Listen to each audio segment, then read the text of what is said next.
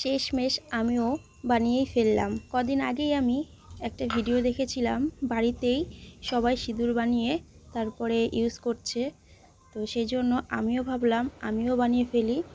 তো চলো তোমরা পুরো ভিডিওটা দেখতে থাকো। আর খুব সামান্য উপকরণে আমি এই সিঁদুর বানাবো। তোমরা অনেকেই হয়তো বাড়িতে বানিয়েও ফেলেছো, আমি হয়তো লেটে ভিডিওটা ছাড়লাম, কদিন আগেই ভিডিওটা করেছিলাম। তো চলো এবার দেখতে থাকো। আমি সিঁদুর বানানোর জন্য হলুদ নিয়েছি 1.5 চামচ। ভালো হলুদ গুঁড়ো নিতে হবে। তারপরেই আমি দিয়ে দিলাম এখানে খাওয়ার সোডা, যে সোডাটা আমরা সব ভাজা জিনিসে দিয়ে থাকি, সেই সোডাটাই দিয়েছি এখানে খুব সামান্য পরিমাণে। আর তারপরে লেবুর রস দিয়ে দেব। তোমরা যদি বেশি মেরুন কালার করতে চাও তাহলে লেবুর রসটা একটু বেশিই দেবে, তাহলে দেখবে কালারটা মেরুন হয়ে যাবে। আর যদি লাল রাখতে চাও তাহলে লেবুর রস আর সোডাটা আরও কম দেবে, তাহলে লাল কালার হয়ে থাকবে। তারপরে এই 3টি উপকরণ ভালো করে আমি মিশিয়ে নেব। আমি হালকা মেরুন কালার করব, তার জন্য আরেকটু লেবুর রস নিয়ে নিলাম। আবার একটু ভালো করে মিক্সড করে নেব। আমি প্রথমে অল্প করেই বানাচ্ছি, যদি ভালো হয় পরে আরও বেশি করে বানাবো।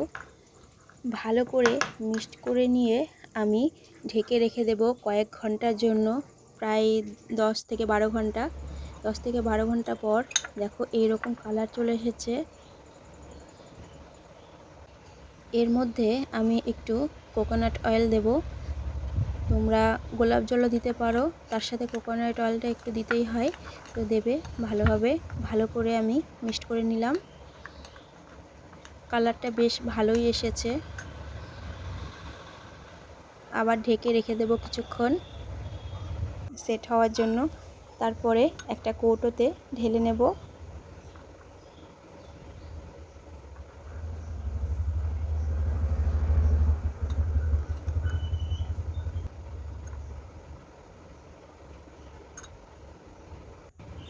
এবার তোমাদেরকে দেখাচ্ছি কালারটা কেমন হয়েছে।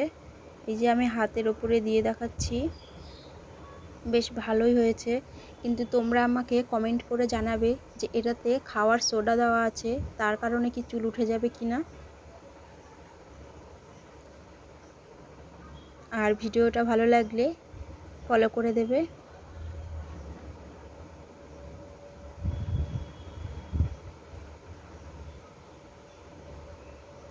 দেখা হচ্ছে পরের কোনো ভিডিওতে।